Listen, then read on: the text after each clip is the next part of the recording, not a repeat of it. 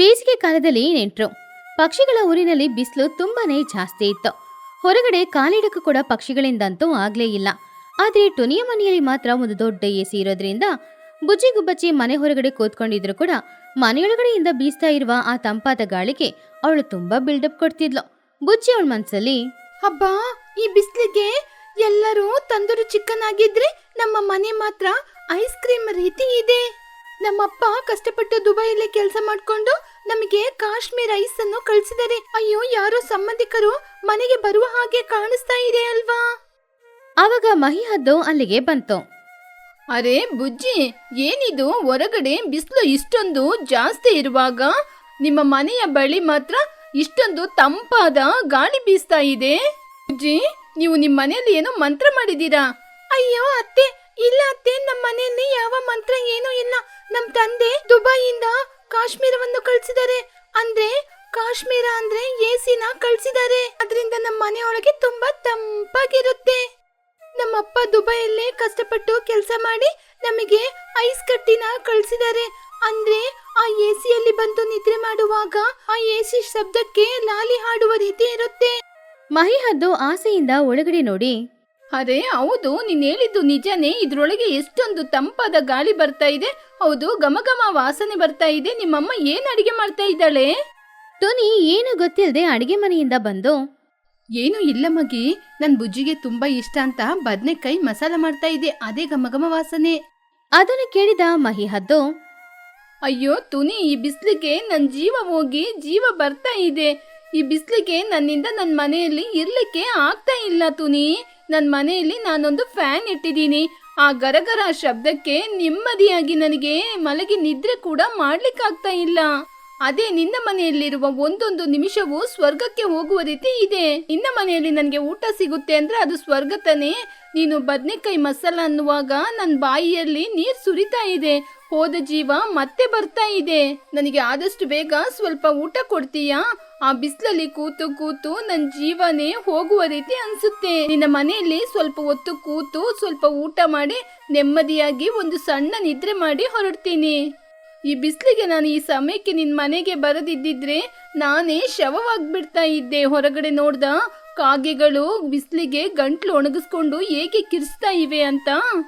ಪರವಾಗಿಲ್ಲ, ನಿನ್ ಗಂಡ ದುಬೈಗೆ ಹೋಗಿ ಕಷ್ಟಪಟ್ಟು ಕೆಲಸ ಮಾಡಿದ್ರು ನಿಮಗೆ ಎಸಿನ ಕಳ್ಸಿದಾನೆ. ಇದ್ರಿಂದ ನೀನು ಪುಣ್ಯ ಮಾಡಿದೀಯಾ. ಬುಜ್ಜಿ ಅವಳ ಮನ್ಸಲ್ಲಿ, ಅಯ್ಯೋ, ಯಾರು ಸಂಬಂಧಿಕರು ಅನ್ಕೊಂಡ್ರೆ ಒಂದು ದೊಡ್ಡ ದೆವ್ವನೇ ಬಂದು ಕೂತ್ಕೊಂಡಿದೆ ಅಲ್ವಾ? ಹಬ್ಬಬ್ಬಾ, ಈ ಅತ್ತೆ ಆಡುವ ನಾಟಕಕ್ಕೆ ಆಸ್ಕರ್ ಅವಾರ್ಡೇ ಕೊಡ್ಬೋದು. ಸರಿ ಅತ್ತೆ, ಈ ಬಿಸ್ಲಿಗೆ ನೀವು ಇಲ್ಲೇ ಮಲಗಿ ಊಟ ಮಾಡಿ ಸ್ವಲ್ಪ ಹೊತ್ತು ರೆಸ್ಟ್ ಮಾಡಿ ಹೊರಡಿ. ಆವಾಗ್ಲೇ ಸಾಯುವಂತಹ ನಿಮ್ಮ ಜೀವಕ್ಕೆ ಸ್ವಲ್ಪ ಜೀವ ಬರುತ್ತೆ. ಈ ತಂಪಾದ ಗಾಳಿಗೆ ನಿಮ್ಮ ಬಿಪಿ ಕೂಡ ಕಡಿಮೆ ಆಗ್ಬೋದು.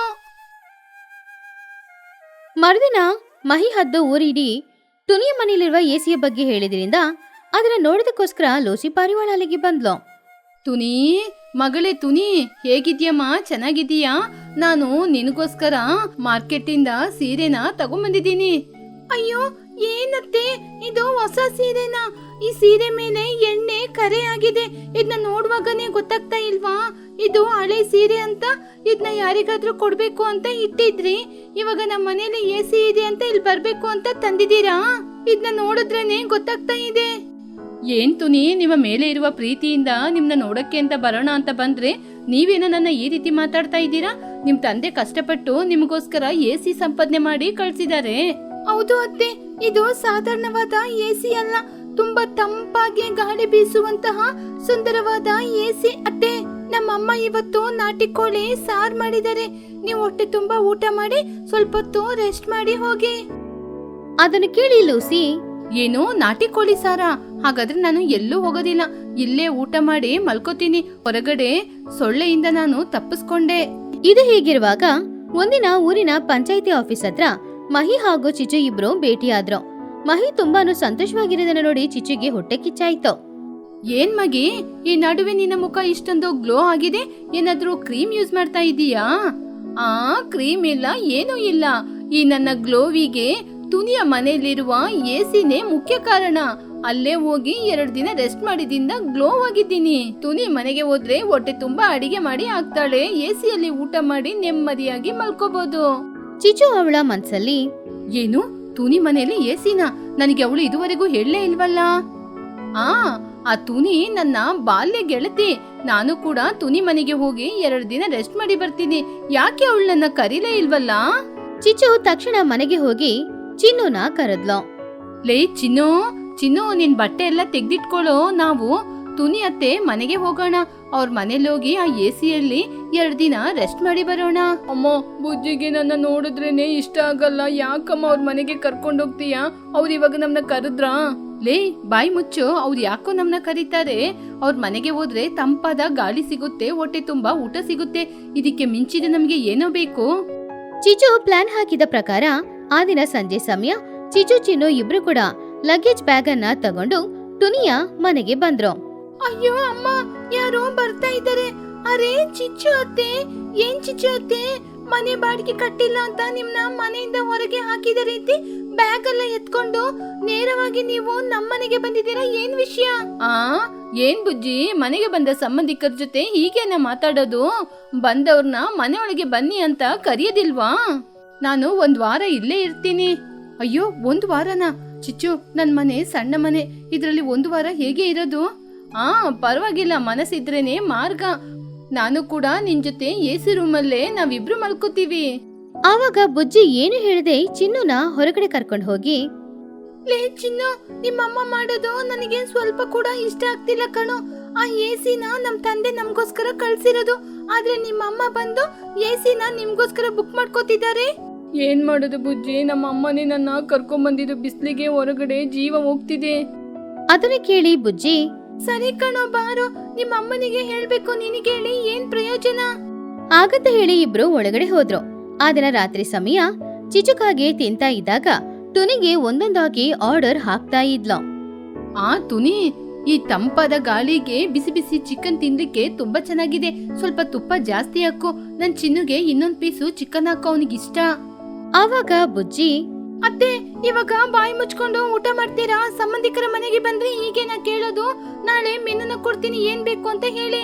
ನಮ್ ಮನೇಲಿರೋದು ಇಷ್ಟ ಆಗಿಲ್ಲ ಅಂದ್ರೆ ಝೊಮ್ಯಾಟೋದಿಂದ ನಿಮ್ಗೆ ಆರ್ಡರ್ ಮಾಡಿ ಕೊಡ್ತೀನಿ, ನೀವು ತಿನ್ಬೋದು. ಓ ಹೌದಾ? ಹಾಗಾದ್ರೆ ಈ ತಂಪಾದ ಗಾಳಿಗೆ ನನಗೆ ಬಿಸಿ ಬಿಸಿ ಮೆಣಸಿನಕಾಯಿ ಬಜ್ಜಿ ಬೇಕು, ಅದನ್ನೇ ಆರ್ಡರ್ ಮಾಡಿ ಕೊಡು. ಸರಿ ಅತ್ತೆ, ಈ ತಂಪಾದ ಗಾಳಿಗೆ ಬಿಸಿ ಬಿಸಿ ಬಜ್ಜಿ ಬೋಂಡಾನ? ನೀವು ನಮ್ ಮನೆಗೆ ಬಂದ ದೊಡ್ಡ ಪಿಶಾಚಿ. ಬುಜ್ಜಿ, ಹಾಗೆಲ್ಲ ಮಾತಾಡ್ಬಾರ್ದಮ್ಮ. ಚಿಚ್ಚು, ಇಲ್ಲಿ ತಂಪಾದ ಗಾಳಿ ಬರುತ್ತೆ, ಇಲ್ಲೇ ನಿನ್ಗೆ ಬೆಡ್ ಹಾಕಿ ಕೊಡ್ತೀನಿ, ಮಲ್ಕೋ. ಏನು ಹೊರಗಡೆ ಮಲ್ಕೊಳ್ಳೋದ? ಮನೆಗೆ ಬಂದ ಸಂಬಂಧಿಕರನ್ನ ಹೀಗೆ ಹೊರಗಡೆ ಮಲ್ಗಿಸ್ತೀಯಾ? ಹೊರಗಡೆ ಸೊಳ್ಳೆ ಕಾಟ, ನನ್ನಿಂದ ಹೊರಗಡೆ ಮಲ್ಗಕ್ಕಾಗಲ್ಲ. ನಾನು ರೂಮ್ ಒಳಗೆ ಎಸಿಯಲ್ಲಿ ಮಲ್ಕೋತೀನಿ, ನೀನು ಹೊರಗಡೆ ಮಲ್ಕೋ. ಮನೆಗೆ ಬಂದವ್ರನ್ನ ಹೊರಗಡೆ ಮಲ್ಗಿಸಿದ್ರೆ ನಿನ್ ಮರ್ಯಾದಿನೇ ಹೋಗೋದು. மரியாதை பத்தியெல்லாம் நீங்க பேசாதீங்க சிச்சு அத்தை. இந்த ஏசியை எங்க அப்பா எங்களுக்காக அனுப்பி வச்சது. அதுக்குள்ள நாங்க தூங்காம உங்களை தூங்க வைக்கிறதா? என்ன பேசுறீங்க? தெரிஞ்சுதான் பேசுறீங்களா? ಅದೆಲ್ಲ ಆಗೋದಿಲ್ಲ, ನಾವೇ ಒಳಗೆ ಮಲ್ಕೊಳ್ಳೋದು ಚಿನ್ನು. ಆ ಎಸಿನ 11ರಲ್ಲಿಡೋ ಒಳ್ಳೆ ಗಾಳಿ ಬರುತ್ತೆ. 1 ವಾರ ಸಮಯ ಆಯ್ತು. ಚಿಚ್ಚು ಅಂತೂ ಹೊರಡ್ಲೇ ಇಲ್ಲ. ಟುನಿಗೆ ಅಡಿಗೆ ಮಾಡಿ ಮಾಡಿ ಸುಸ್ತಾಯ್ತು. ಈಗ ಮನೆಯಲ್ಲಿ ಸಾಮಗ್ರಿಗಳು ಕೂಡ ಇಲ್ಲ.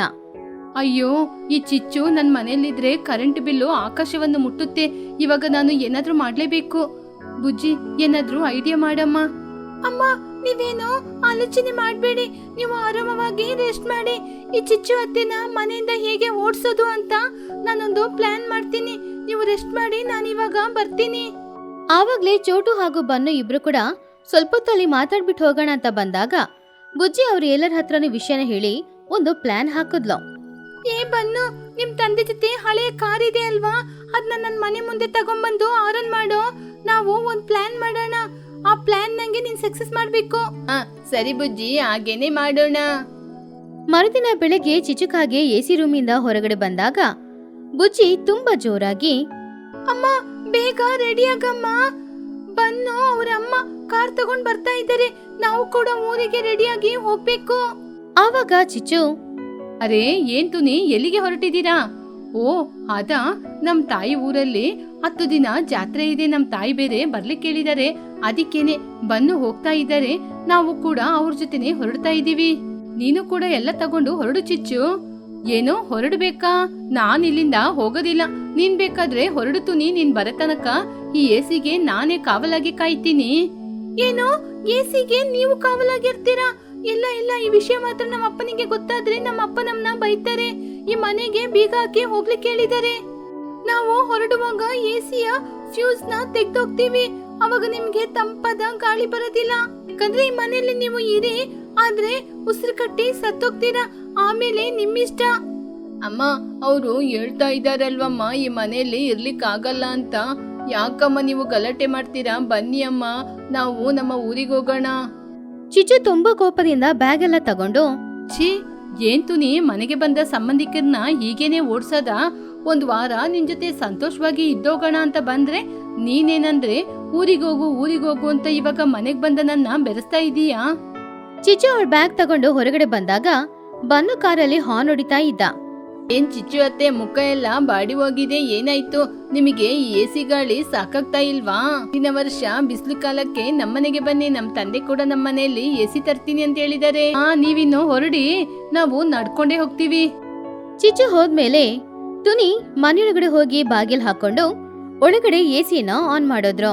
ಹಬ್ಬ, ಹೇಗೋ ಚಿಚ್ಚು ಅತ್ತೆನ ಓಡಿಸಿ ಆಯ್ತು.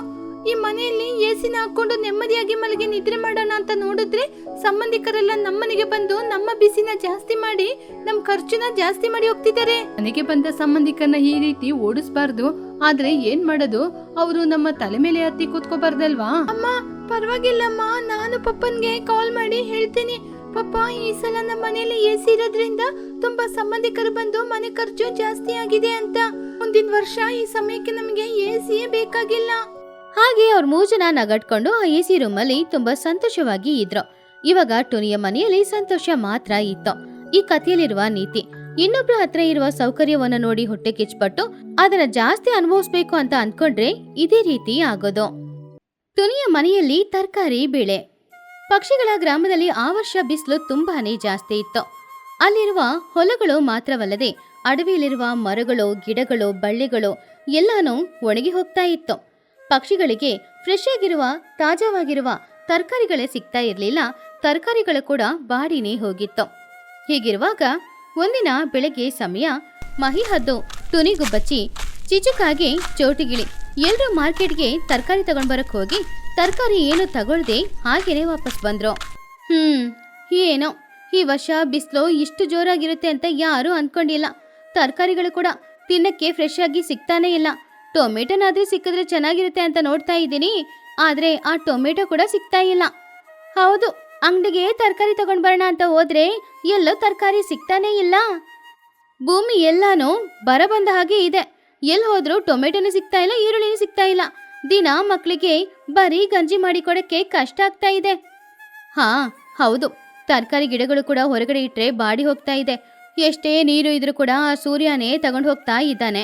ಆಮೇಲೆ ಗಿಡಗಳಲ್ಲಿ ಹೇಗೆ ತರಕಾರಿಗಳು ಬರುತ್ತೆ ಹೇಳಿ? ಏನೋ ನಮ್ಮ ಕರ್ಮ. ಈ ಬೇಸಿಗೆ ಕಾಲದಲ್ಲಿ ನಾವು ಇದೇ ರೀತಿ ಕಷ್ಟಪಡ್ತಾ ಇರಬೇಕೋ ಏನೋ. ಹಾಗಂತ ಎಲ್ಲರೂ ಹೇಳ್ತಾ ಇದ್ದಿದ್ದನ್ನ ಕೇಳಿ ಚಿಚುಕಾಗೆ, ಯಾಕೆ ಈ ರೀತಿ ತರಕಾರಿ ಇಲ್ಲ ಅಂತ ಎಲ್ಲರೂ ಕಷ್ಟಪಡ್ತಾ ಇದ್ದೀರಾ? ತರಕಾರಿ ಇಟ್ಕೊಂಡೇ ಅಡುಗೆ ಮಾಡಬೇಕಾ ಏನೋ? ಮನೆಯಲ್ಲಿ ಅಕ್ಕಿ ಇದೆ ತಾನೇ, ಗಂಜಿ ಮಾಡಿ ಕುಡೀರಿ. ನಾನು ದಿನ ನನ್ನ ಮಗ ಚಿನ್ನುಗೆ ಬರೀ ಗಂಜಿನೇ ಮಾಡಿ ಕೊಡೋದು. ಹಣ ಖರ್ಚು ಮಾಡಿ ತರಕಾರಿ ಎಲ್ಲ ತಗೊಂಡು ಬರೋಕ್ಕೆ ನನ್ನಿಂದ ಆಗಲ್ಲ. ನೀನು ಹಣನ ಉಳಿತಾಯ ಮಾಡೋದಕ್ಕೆ ನೋಡ್ತಾ ಇದೆಯಾ ಚಿಚು? ಮಕ್ಕಳಿಗೆ ಬರೀ ಗಂಜಿ ಕೊಟ್ರೆ ಮೈಗೆ ಏನು ಬಲ ಬರಲ್ಲ. ಸ್ವಲ್ಪನಾದರೂ ತರಕಾರಿ ಕೊಟ್ರೇನೆ ಅವ್ರಿಗೆ ಬಲ ಬರೋದು. ಆದರೆ ಅದಕ್ಕೂ ಹೊರಗಡೆ ತರಕಾರಿ ಸಿಗ್ಬೇಕಲ್ವಾ? ಸರಿ, ನಾನು ಮನೆಗೆ ಹೋಗ್ತೀನಿ. ನನ್ನ ಮಗಳು ಬುಜ್ಜಿ ನನಗೋಸ್ಕರ ಕಾಯ್ತಾ ಇರ್ತಾಳೆ. ಹಾಗೆ ಟುನಿ ಬರಿಕೈಯಲ್ಲೇ ಮನೆಗೆ ಹೋದ್ಲು. ಅಲ್ಲಿ ಬುಜ್ಜಿ ಹಸುವಿಂದ ಕಾಯ್ತಾ ಇದ್ಲು. ಮನೆಗೆ ಹೋದ ಟುನಿಗುಬ್ಬಚ್ಚಿ ಕೂತ್ಕೊಂಡು ಯೋಚನೆ ಮಾಡ್ತಾ ಇದ್ದಾಗ ಅವಳಿಗೊಂದು ಅದ್ಭುತವಾದ ಐಡಿಯಾ ಸಿಕ್ತು. ಆವಾಗ ಬುಜ್ಜಿ ಗುಬ್ಬಚ್ಚಿ, ಅಮ್ಮ, ನನಗೆ ಹಸುವಾಗ್ತಾ ಇದೆ ಅಮ್ಮ. ಇವತ್ತು ಕೂಡ ಆ ಮೊಸರನ್ನ ನೀರ್ ಸಾರು ಬೇಡ. ನನಗೆ ಒಳ್ಳೆ ತರಕಾರಿ ಸಾರು ತಿನ್ಬೇಕಂತ ಅನಿಸ್ತಿದೆ. ಬದನೆಕಾಯಿ ಸಾರು ಬೇಕು ನನಗೆ. ಬುಜ್ಜಿ, ನಾನೇನಮ್ಮ ಮಾಡೋದು? ಸಂತೆಗೆ ಹೋದ್ರೆ ಅಲ್ಲಿ ಎಲ್ಲೂ ಕೂಡ ತರಕಾರಿನೇ ಇಲ್ವಲ್ಲ. ಹಾಗಾದ್ರೆ ನಾವೇ ತರಕಾರಿ ಬೆಳೆಸ್ಬೋದು ಅಲ್ವಾ ಅಮ್ಮ? ಟುನಿ ಯೋಚನೆ ಮಾಡಿ, ಇದು ಒಳ್ಳೆ ಐಡಿಯಾನೇ. ಆದರೆ ಹೊರಗಡೆ ಬಿಸಿಲು ಜಾಸ್ತಿ ಇದೆ ಅಲ್ವಾ? ಒಂದು ನಿಮಿಷ ಇರು. ಹೊರಗಡೆ ಯಾಕೆ ಗಿಡಗಳನ್ನ ಇಡಬೇಕು? ಮನೆಯೊಳಗಡೆ ತುಂಬ ಜಾಗ ಇದೆ. ಕಿಟಕಿಯಿಂದ ಮನೆಯೊಳಗಡೆ ಗಾಳಿನೂ ಬಿಸಿಲು ಬರುತ್ತೆ. ಹಾಗಾದರೆ ತರಕಾರಿ ಗಿಡಗಳನ್ನು ಮನೆಯೊಳಗಡೆ ಇಟ್ಟು ಬೆಳೆಸಿದ್ರೆ ತುಂಬ ಚೆನ್ನಾಗಿ ಬೆಳೆಯುತ್ತೆ ಅಲ್ವಾ? ಬುಜ್ಜಿ ಸಂತೋಷದಿಂದ, ವಾವ್, ಕರೆಕ್ಟೇ ಅಮ್ಮ. ಮನೆಯೊಳಗಡೆ ಜಾಸ್ತಿ ಬಿಸಿಲಿರಲ್ಲ. ನೀರು ಬೇಕಾದಷ್ಟು ನಾವು ಇದ್ರೆ ಸಾಕು. ಆವಾಗ ಗಿಡಗಳು ತುಂಬಾ ಚೆನ್ನಾಗಿರುತ್ತೆ, ತರಕಾರಿಗಳು ಕೂಡ ತುಂಬಾ ಚೆನ್ನಾಗಿ ಬೆಳೆಯುತ್ತೆ. ಹಾ, ಹೌದು ಬುಜ್ಜಿ. ನಾನು ಇವಾಗಲೇ ಮನೇಲಿಟ್ಟಿರುವ ಸ್ವಲ್ಪ ತರಕಾರಿ ಬೀಜಗಳನ್ನ ತಗೊಂಡ್ ಬರ್ತೀನಿ.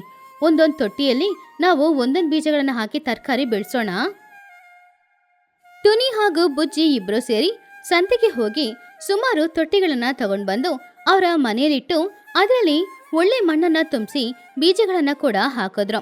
ಆಮೇಲೆ ಪ್ರತಿದಿನ ಟುನಿ ಹಾಗೂ ಬುಜ್ಜಿ ಇಬ್ರು ಕೂಡ ಆ ತೊಟ್ಟಿಗಳಿಗೆ ಮರೆಯದೆ ಸಾಕಾದಷ್ಟು ನೀರನ್ನ ಉಯ್ತಾ ಇದ್ರು.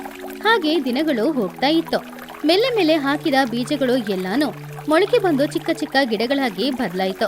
ಕೆಲವು ತಿಂಗಳಿನ ನಂತರ ಆ ಗಿಡಗಳು ಬಳ್ಳಿಗಳು ಎಲ್ಲಾನು ದೊಡ್ಡದಾಗಿ ಬೆಳೆದು ಬಳ್ಳಿಗಳಲ್ಲಿ ಸೋರೆಕಾಯಿಗಳು ಹಾಗೂ ಹೀರೆಕಾಯಿಗಳು ಬೆಳೀತು. ತೊಟ್ಟಿಗಳಲ್ಲಿ ಬದನೆಕಾಯಿ, ಟೊಮೆಟೊ, ಆಮೇಲೆ ಹಸಿಮೆಣಸು ಎಲ್ಲಾನು ಬೆಳೆದು ಇವಾಗ ಮನೆನೇ ದೊಡ್ಡ ತೋಟದ ತರ ಕಾಣಿಸ್ತಾ ಇತ್ತು. ಮನೆಯಡು ಗಿಡಗಳು ಬಳ್ಳಿಗಳು ಇರೋದ್ರಿಂದ ಇವಾಗ ಮನೆಯೊಳಗಡೆ ಯಾವುದೇ ಒಂದು ಸೆಕೆನೂ ಇಲ್ಲದೆ ಎಸಿ ಹಾಕಿದ ರೂಮ್ ತರಾನೇ ಇತ್ತು. ಹೀಗಿರುವಾಗ ಒಂದಿನ ಚೋಟು ಹಾಗೂ ಮಹಿಹದ್ದು ಇಬ್ರು ಕೂಡ ಟುನಿನ ನೋಡೋದಕ್ಕೋಸ್ಕರ ಅವಳ ಮನೆಗೆ ಬಂದಿದ್ರು. ಟುನಿ, ಟುನಿ, ಎಲ್ಲಿದೀಯಾ? ಆವಾಗ ಮಹಿಹದ್ದು ಆಶ್ಚರ್ಯದಿಂದ, ಅರೆ, ಇದು ಟುನಿಯ ಮನೆನಾ ಇಲ್ಲ ನಾವೆಲ್ಲಾದ್ರೂ ತೋಟಕ್ಕೆ ಬಂದಿದೀವ ಚೋಟು? ಅಲ್ಲಿ ನೋಡು, ಇದು ಮನೆ ತರನೇ ಇಲ್ಲ, ಯಾವುದೋ ಒಂದು ದೊಡ್ಡ ತೋಟದೊಳಗಡೆ ಬಂದ ಹಾಗೆ ಇದೆ. ಆವಾಗ ಟುನಿ ತರಕಾರಿ ಕೊಯ್ಕೊಂಡು, ಅರೆ ಮಹಿ, ಚೋಟು, ಬನ್ನಿ ಬನ್ನಿ, ಬಂದ್ ಕೂತ್ಕೊಳ್ಳಿ. ಮಹಿ, ಇದು ಮನೇನೋ ತೋಟನೋ ಎರಡನೋ ನನಗೆ ಒಂದೇ ಅಲ್ವಾ? ಆವಾಗ ಅಲ್ಲಿರುವ ಟೊಮೆಟೊ ಹಣ್ಣುಗಳನ್ನೆಲ್ಲ ನೋಡಿ ಚೋಟು, ವಾವ್ ಟುನಿ, ಇದೇನಿದು? ಇಷ್ಟು ಟೊಮೆಟೊ, ಇಷ್ಟು ಬದನೆಕಾಯಿ, ಇದನ್ನ ನಾನು ಮಾರ್ಕೆಟ್ ಅಲ್ಲೂ ಕೂಡ ನೋಡ್ಲೇ ಇಲ್ಲ. ಆಹಾಹಾ, ಅದ್ರಲ್ಲೂ ಕೂಡ ಈ ತರಕಾರಿಗಳು ಎಲ್ಲಾನು ತುಂಬಾನೇ ಫ್ರೆಶ್ ಆಗಿದೆ. ಹೌದು, ಹೊರಗಡೆ 40 ಡಿಗ್ರಿಯಲ್ಲಿ ಬಿಸಿಲು ಹೊಡಿತಾ ಇದೆ. ಎಲ್ಲರ ಮನೇನೋ ಅವನ್ ತರ ಬಿಸಿ ಬಿಸಿಯಾಗಿದೆ. ಆದ್ರೆ ನಿನ್ ಮನೆ ನೋಡು, ಎಸಿ ಹಾಕಿರೋ ತರ ಎಷ್ಟು ತಣ್ಣಗಿದೆ ಅಂತ. ಆವಾಗ ಟುನಿ ಸಂತೋಷದಿಂದ, ಇದು ಬುಜ್ಜಿ ಕೊಟ್ಟ ಐಡಿಯಾ ಮಹಿ. ಅವಳೇ ತರಕಾರಿ ಗಿಡಗಳು ಹೊರಗಡೆ ಇಟ್ರೆ ಬಾಡಿ ಹೋಗುತ್ತೆ ಅಲ್ವಾ, ಅದಕ್ಕೆ ಮನೆಯೊಳಗಡೆ ಇಡೋಣ ಅಂತ ಹೇಳಿದ್ಲು. ಅವಳ ಐಡಿಯಾ ಚೆನ್ನಾಗಿತ್ತು. ನಾನು ಸರಿ ಅಂತ ಮನೆಯೊಳಗಡೆ ತೊಟ್ಟಿಗಳನ್ನ ಇಟ್ಟು ಅದರಲ್ಲಿ ಬೀಜಗಳನ್ನ ಹಾಕಿ ನೀರು ಇದೆ ಅಷ್ಟೇ. ಸರಿ, ಈ ತರಕಾರಿಗಳು ಚೆನ್ನಾಗಿದೆ, ನಿಮ್ ಯಾರಿಗೆ ಎಷ್ಟು ಬೇಕೋ ಅಷ್ಟು ತಗೊಂಡ್ ಹೋಗಿ. ಥ್ಯಾಂಕ್ಸ್ ಟುನಿ, ಈ ಬಿಸಿಲು ಕಾಲದಲ್ಲಿ ಇಂಥ ತರಕಾರಿಗಳು ಸಿಗೋದು ಒಂದು ದೊಡ್ಡ ವರಾನೇ. ಹಾಗೆ ಟುನಿ ಆ ಊರಲ್ಲಿದ್ದ ಗೆಳತಿಯರು ಎಲ್ಲರನ್ನ ಬರಕೇಳಿ ಅವರಿಗೆ ತರಕಾರಿಗಳನ್ನ ಕೊಟ್ಟು ಕಳಿಸ್ತಾ ಇದ್ಲು. ಈ ವಿಷಯ ಊರಿಡೀ ಹರಡ್ತಾ ಇತ್ತು.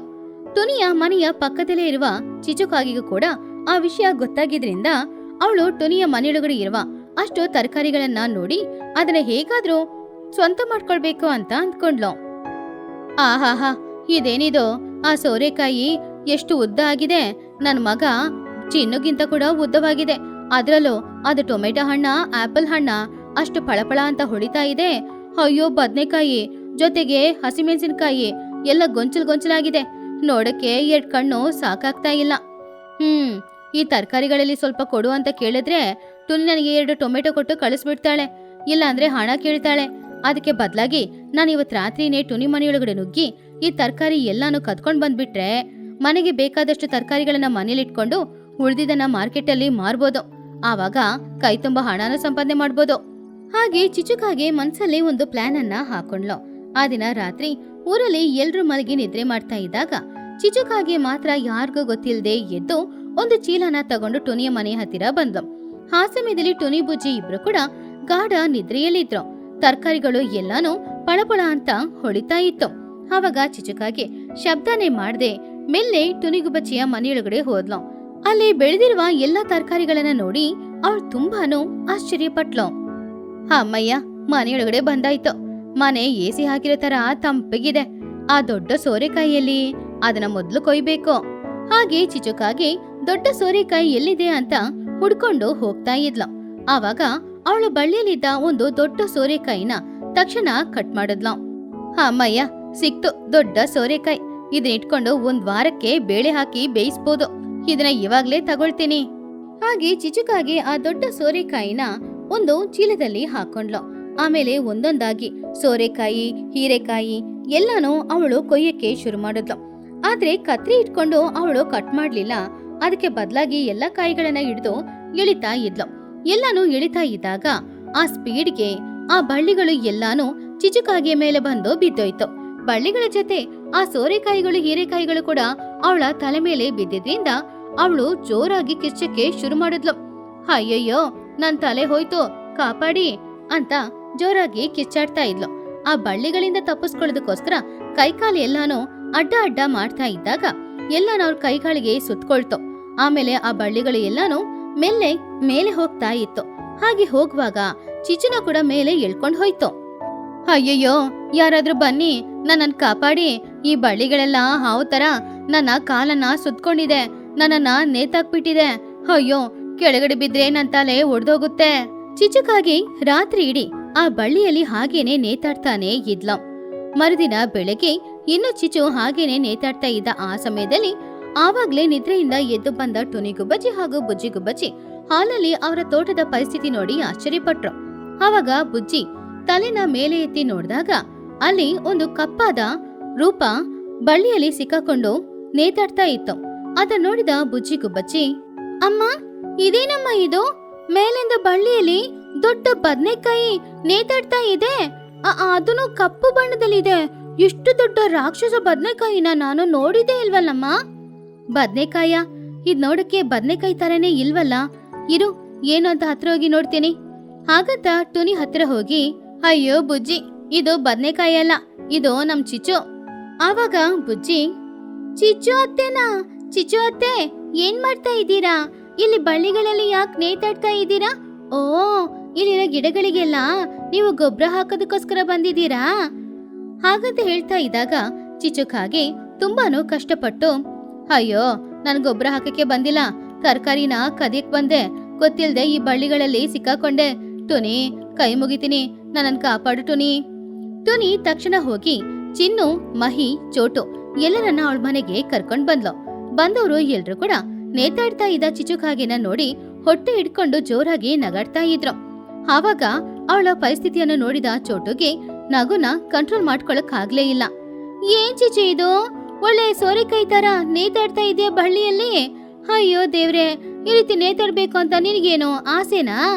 ಚಿಚು, ಟೊನಿ ಕಷ್ಟಪಟ್ಟು ಬೆಳೆಸಿರುವ ಈ ತರಕಾರಿಗಳನ್ನ ಕದಿಯಕ್ ಬಂದು ನೀನ್ ಈ ರೀತಿ ಸಿಕ್ಕಾಕೊಂಡಿದೀಯಲ್ಲ, ನಿನಗೆ ಸ್ವಲ್ಪನೂ ನಾಚಿಕೆ ಆಗಲ್ವಾ? ಇನ್ನೊಬ್ರ ಕಷ್ಟನ ಈ ರೀತಿ ಕತ್ಕೊಳಕ್ಕೆ? ಪಾಪ ಚಿನ್ನು ಬೇಜಾರಿಂದ, ಅಮ್ಮ, ಯಾಕಮ್ಮ ಎಲ್ಲರ ಮುಂದ್ಗಡೆನೂ ಹೀಗೆ ಅವಮಾನ ಮಾಡಿಸ್ತಾ ಇದೆಯಾ ನನ್ನನ್ನ? ಈ ಕದಿಯೋ ಬುದ್ಧಿ ನಿನಗೆ ಯಾಕಮ್ಮ ಬಂತೋ? ಹಣ ಕೊಟ್ಟು ತರಕಾರಿ ತಗೊಳ್ಬೋದಾಗಿತ್ತಲ್ವಾ? ಚಿನ್ನು, ಅಡ್ವೈಸ್ ಮಾಡೋದೆಲ್ಲ ಆಮೇಲೆ ಇರ್ಲಿ ಕಣೋ. ನಾನು ರಾತ್ರಿ ಇಡೀ ನೇತಾಡ್ತಾನೆ ಇದ್ದೀನಿ ಕಣೋ, ನನಗೆ ವಾಂತಿ ಬರೋ ತರ ಇದೆ. ದಯವಿಟ್ಟು ಯಾರಾದ್ರೂ ನನ್ನನ್ನ ಕಾಪಾಡಿ. ಟೋನಿ, ಸಾರಿ, ಇನ್ ಮುಂದೆ ನಾನು ಖಂಡಿತ ಈ ರೀತಿ ತರಕಾರಿ ಕದಿಯಕ್ ಬರಲ್ಲ. ದಯವಿಟ್ಟು ನನ್ನನ್ನ ಕಾಪಾಡು ಟೋನಿ. ಆವಾಗ ಟೋನಿ ನಗುತ್ತಾ, ಅಯ್ಯೋ ಚಿಚ್ಚು, ಪರವಾಗಿಲ್ಲ, ನೀನು ತರಕಾರಿ ಬೇಕು ಅಂತ ಕೇಳಿದ್ರೆ ನಿನಗೆ ಬೇಕಾದಷ್ಟು ತರಕಾರಿಗಳನ್ನ ನಾನೇ ಕೊಡ್ತಾ ಇದ್ದೆ. ಈ ರೀತಿ ಕದಿಯೋದು ಯಾಕೆ ಹೇಳು? ಸರಿ, ಬೇಜಾರ್ ಮಾಡ್ಕೊಳ್ಬೇಡ. ಕಷ್ಟಪಟ್ಟು ದುಡಿದ್ರೆ ನೀನು ಇದಕ್ಕಿಂತ ಇನ್ನೂ ಒಳ್ಳೆ ತರಕಾರಿ ಗಿಡಗಳನ್ನ ಬೆಳೆಸ್ಬೋದು. ಹಾಗೆ ಎಲ್ರೂ ಸೇರಿ ತುಂಬಾನು ಕಷ್ಟಪಟ್ಟು ಚಿಚುಕಾಗೆನ ಸುತ್ಕೊಂಡಿದ್ದ ಆ ಬಳ್ಳಿಗಳನ್ನೆಲ್ಲ ಬೇರೆ ಮಾಡಿ ಚಿಚುಕಾಗೆನ ಕಾಪಾಡಿ ಅವಳನ್ನ ಒಂದ್ ಜಾಗದಲ್ಲಿ ಕರ್ಕೊಂಡು ಹೋಗಿ ಕೂರ್ಸಿ ಅವಳಿಗೆ ಕುಡಿಯಕ್ಕೆ ನೀರನ್ನು ಕೊಟ್ರು. ಅವಳು ಕೂಡ ನೀರ್ ಕುಡಿದು ಸೈಲೆಂಟ್ ಆಗಿ ಕೂತ್ಕೊಂಡಿದ್ಲು. ಆವಾಗ ಚಿಚು ಆಯಾಸದಿಂದ, ನನ್ನನ್ನ ಕ್ಷಮಿಸ್ಬಿಡಿ, ನಾನು ಮಾಡಿದ್ದು ತಪ್ಪೆ, ಅದಕ್ಕೆ ಈ ಶಿಕ್ಷೆನ ಅನುಭವಿಸ್ತಾ ಇದ್ದೀನಿ. ನಾನು ಎಲ್ಲಾ ತರಕಾರಿಗಳನ್ನ ಕದ್ಕೊಂಡ್ಬೇಕು ಅಂತ ಅಂದ್ಕೊಂಡೆ, ಆದ್ರೆ ಈ ರೀತಿ ಸಿಕ್ಕಾಕೊಳ್ತೀನಿ ಅಂತ ನಾನು ಅಂದ್ಕೊಂಡಿರ್ಲಿಲ್ಲ. ಅದಕ್ಕೆ ಚೋಟು, ಇಲ್ ನೋಡ್ ಚಿಚು, ಯಾವಾಗ್ಲೂ ಇನ್ನೊಬ್ರ ಕಷ್ಟನ ಕದಿಬೇಕು ಅಂತ ಅಂದ್ಕೊಳ್ಬಾರ್ದು. ಟುನಿ ಈ ಗಿಡಗಳನ್ನ ಬೆಳೆಸಕ್ಕೆ ಎಷ್ಟು ಕಷ್ಟಪಟ್ಟಿರ್ತಾಳೆ ಹೇಳು? ನೀನ್ ಈ ರೀತಿ ಮಾಡೋದು ತಪ್ಪಲ್ವಾ? ಹೌದು, ತಪ್ಪೆ. ಇನ್ಮುಂದೆ ಖಂಡಿತ ಮಾಡಲ್ಲ. ಟೋನಿ, ನನ್ನನ್ನ ಕ್ಷಮಿಸ್ಬಿಡೋ, ನಾನು ಇನ್ಮುಂದೆ ಈ ರೀತಿ ಮಾಡಲ್ಲ. ಹಾಗಂತ ಹೇಳಿ ಚಿಚುಕಾಗಿ ಚಿನ್ನನ ಕರ್ಕೊಂಡು ಅಲ್ಲಿಂದ ಹೋದ್ಲು.